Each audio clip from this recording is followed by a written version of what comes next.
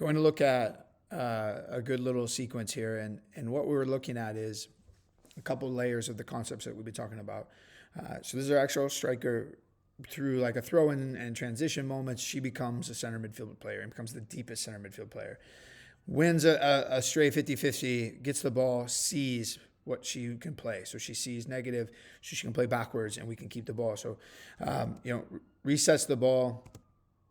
Ideally, we'd want that outside back to go on her left foot to be able to take the space that we see here, but kind of bobbles it a little bit. Still able to look forward. You can see as she's moving, like her eyes are forward looking, plays out to the winger. Now, a little bit of movement. You can see this player is really following and marking. So the movement, she runs in behind and we're able to link again inside. Now, receives facing what direction. She sees what she can play. Now, the most important part of this, if we go back, is watch the defenders. As this ball and these sequences are happening, we're pulling more and more players over. So if this is their attacking line, here's our holding midfield player, our right winger, and our attacking mid in this space. I want you to keep an eye on this player. So as it circulates and as they continue to chase and press the ball, here's their first line of pressure.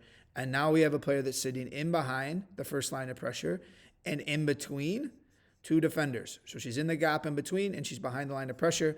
So then as the ball delivers diagonally to her, she's able to take her first touch and face forward. So for us as a growth concept and something that we were improving is this idea. This diagonal ball is massive. And when we play on the switch, so as we're looking to move the ball to new space, this diagonal ball into a player that can face forward becomes easier. The space is more likely to be able to be exposed. When we start on the same side, it's too tight. We end up playing very straight balls, very vertical balls with really poor angles to play.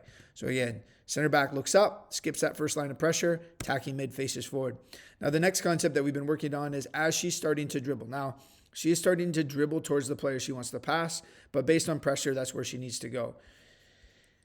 We struggled to really read this. At this point, based on the distance from here, we would try to squeeze a ball in between the center back and outside back, but that's not the space that we can access.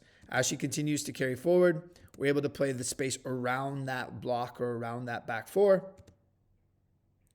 to our winger. And we're able to then try to get across or some type of thing into the box. Now, we can work on those pieces later. But for us, it's this moment. Recognizing that from the switch, touch, look up, in between defenders, behind lines of pressure, able to receive, facing forward, breaking lines of pressure. The diagonal ball helps that. And now this would be the spot where we talk about where we change the rhythm. So now we need to speed up and attack and sprint to go. What I also like is that our attacking mid has now become the striker. We've kind of reshaped ourselves again, ready to play. So we still have that balance in our structure to try to attack and score goals as well. So a really good moment, but I think it really reaffirms a lot of those concepts that we're trying to drive home as well.